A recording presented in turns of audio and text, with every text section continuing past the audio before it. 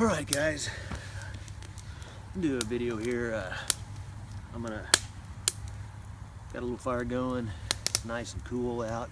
It's been raining like crazy for the last several days. Flooding, hail, straight line winds, a blizzard in the panhandle of Oklahoma, tornadoes, and an earthquake. All that in one day. So, but it's crazy, like crazy wet. I'm getting the fire going. I'm gonna make some char cloth. I'm gonna make some char cloth. But while I'm doing that, you know me, I like to have my coffee, but this time I have a beer.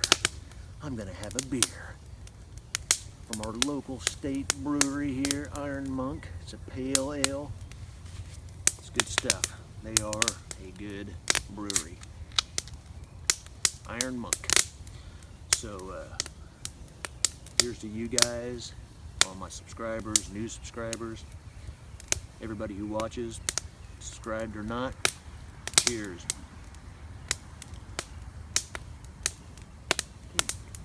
That's good stuff. Very hoppy. Anyway, one of the things I've got while I'm doing this on my mind is that, and this is not to offend anybody, this is not directed at anybody or anything like that, but it's just kind of a thought. This is my personal take on, if you notice that in the title of the video, it's going to have quotations, survival, bushcraft in quotations, tactical in quotations. And this is not to offend anybody who is interested in that stuff, because I'm interested in all of it.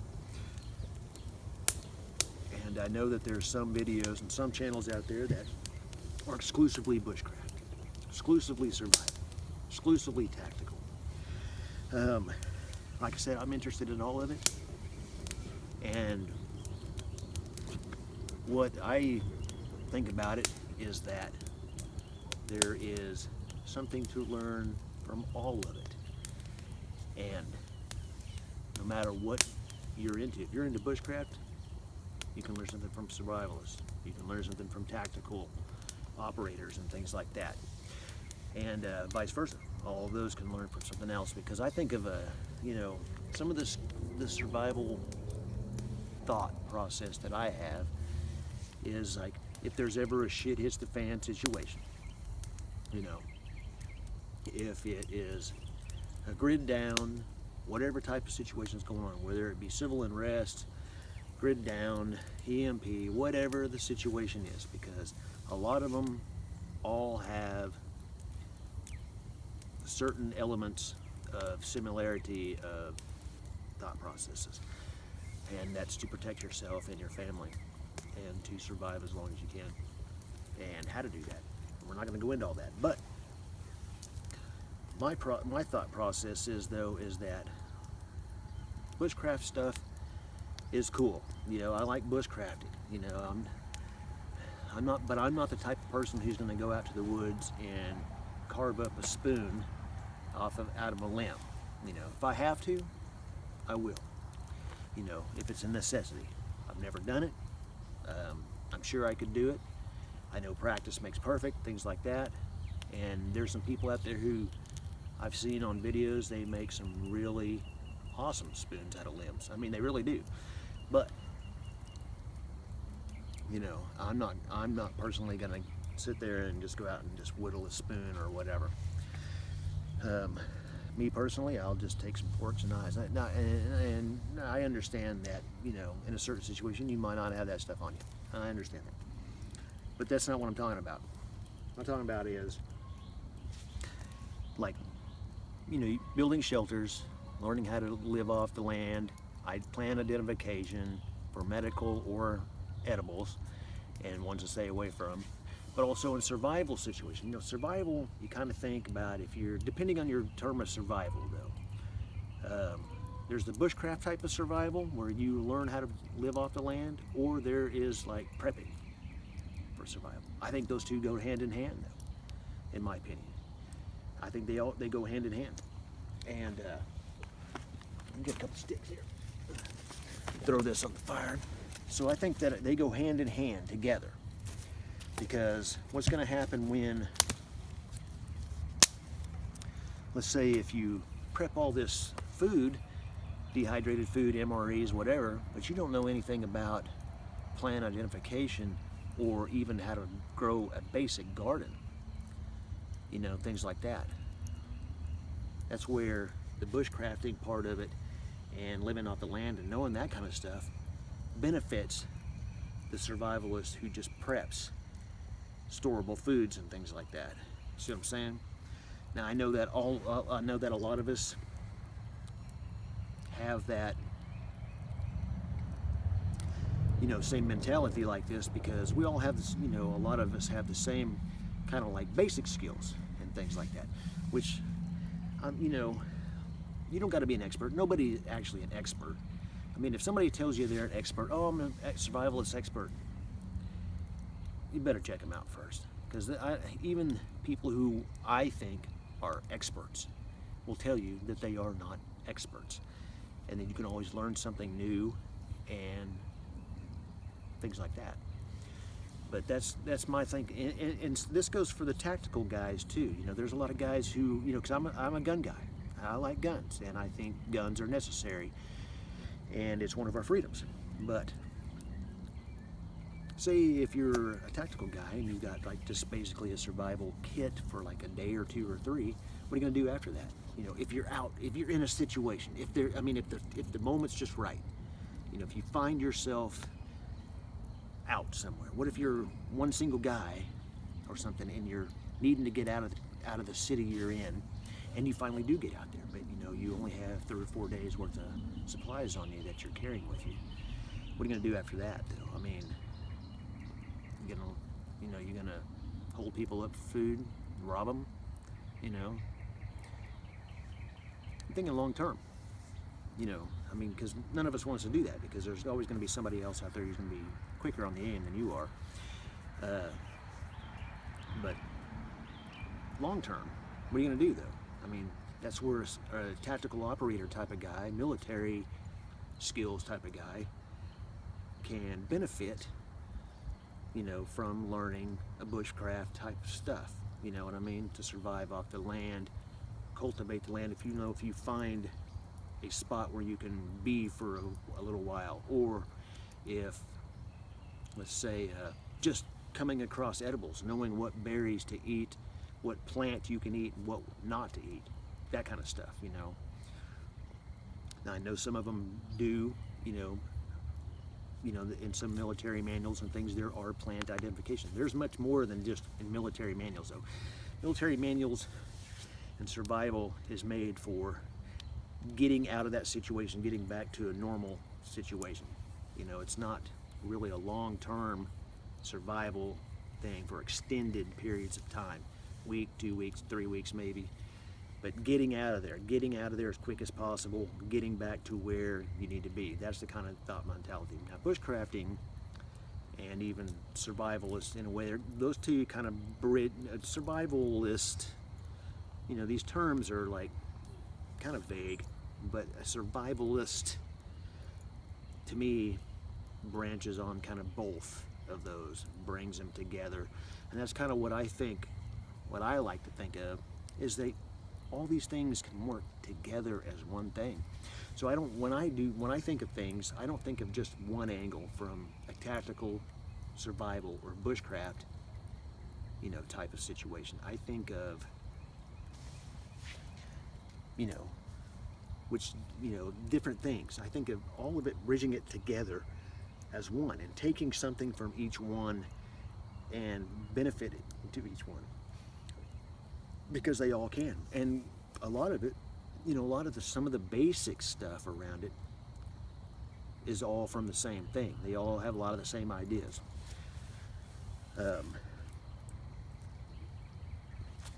So that's kind of my thing. That's that's what I was a word on bushcraft, survival, and tactical. These terms are being thrown around a lot easily, very easily nowadays, and it's just a matter of interpretation to some. But getting kind of smoky there. Forgot to throw my char cloth in here. But that's kind of what I wanted to talk about, was that kind of stuff. So, and it's like making char cloth. That's kind of a bushcraft kind of thing, but also can be beneficial to anybody in a survival situation, of no matter what direction you're coming from. Because what if you need to make a fire and things are wet? You can have some of this in your tactical backpack, put away somewhere and use that to strike up a fire, Because when I think of a tactical backpack, I always carry a ferro rod in a pack somewhere or on me. I actually have 3 of them that I carry in 3 different areas of packs. But my thing is too, though, is that also a previous rifle that I had, an AK-47, there's like a little cleaning kit that goes in the buttstock. I took out one of the tools that there's a cleaning kit. It's like in a little metal tube, and you take it out, and has tools in it, to work on your rifle. Well, I took one of the basic tools out that I didn't think I would really need, and that another tool that's in there basically could perform the job. And I put a small, thinner ferro rod in the cleaning kit, so that way I'd have one on me. Even if I never took a pack out with me, I still had a ferro rod and a tool inside inside the cleaning kit, which kind of looks like a large flathead. It's a sight adjustment tool to use that as a scraper on it. So, that way, what if I was somewhere and it was just my rifle, and I had just my rifle? Well, I could still maybe get a fire going with this, So, just little things like that. But that's just a little take on it. It's, it's kind of hard for me to find the words because I'm trying to figure it out. It's starting to get really dark, and but to me, all those things it's almost like being bipolar, I guess, with my thoughts, which I'm not bipolar, by the way. So, but it's almost like being bipolar, because I draw from different areas, ideas and things like that from different areas, and learn from each one of those, because bushcrafters can teach a lot. There's some people, some of the videos I see on there, they're strictly bushcraft only. At least that's the videos they're showing. They're strictly bushcraft only. Or, some people are strictly survival. Strictly survival mentality and stuff, which, I'm not knocking these people. This is their stuff. It's all cool. And it's something that we can all learn from, every bit of it. And I'm trying to get this fire going a little up here so I can get this char cloth on there, since I forgot to put it on there. And, I'm just rattling off here, tend to ramble. But that's just a basic thought that I have, on some of that stuff, is just, it just kind of come to me the other days, like thinking, where do I think of, where do I look for skills and ideas? I look towards bushcraft guys. I look towards survivalist people. I look towards military tactical, because I'm a gun guy. And a gun guy, the thing is, though, is that you don't always rely on guns. It's not just that. It's not just guns itself. When you come think of tactical, it's also the mindset, situational awareness, being aware of everything around you and what's going on. There's more to it than just the gun part of it. It's the mental part. That's the part also that you can really learn something from as well. It's just thinking about that kind of stuff, and where could my threat be from? Because I'm like I said, if you're in a real shit hits fan situation, grid down something, people are going to be crazy. So, could a threat be over there? Kind of deal. And I'm going to throw this on here. If I can get it on there. Get that on. There we go. And so yeah, you can get all kinds of ideas from those people too, as well, for survival and even bushcrafting ideas. I mean, they have, there's more than just um,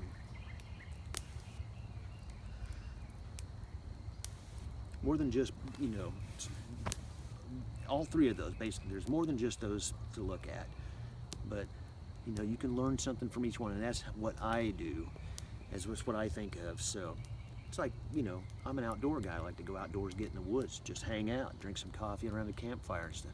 But you notice a lot of times I'll take my gun, I'll be in my multicam camo that I have on, stuff like that. That's my tactical part of it, and I'm not trying to imitate anything. I'm just trying to blend in, if I need to. I'm not gonna, I'm not hanging out in bright orange colors and things like that. But, so, that's just kind of my idea that I've been thinking about, is just gaining knowledge from all of those areas and putting them into one and things like that. So anyway, I'm rambling on, but gonna drink me a cold beer. Here's to all of you guys. Get this char cloth going. There we go. I'm starting to see it. Man, that stuff is good. Iron Monk. And this is a R100 Pale Ale. I'm not sure what the 100 means, but LR100. So you can see it's got the state shape on there. So anyway, but in the char cloth, I got some thicker cloth in there. It's all 100% cotton, of course, but I got some blue jean material in there and a thicker old t-shirt.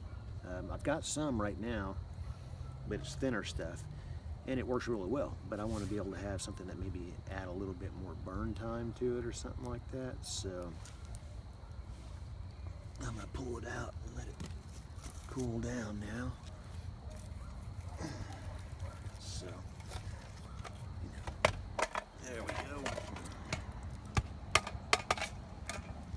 It may be on fire because my can is actually on fire, so there we go. But I got more cut up if I fucked it up. So anyway, that's all I was gonna say though, is just learn from everywhere you can. Each situation or each category basically you can learn something from and will benefit the other part of that. So that's what I do. I take stuff from everywhere and learn from every part of it. But it's kind of what I wanted to say, and have a beer, share this with you guys. You guys are awesome. And as always, guys, keep it heavy. Any questions, comments, let me know. Appreciate y'all watching. Cheers.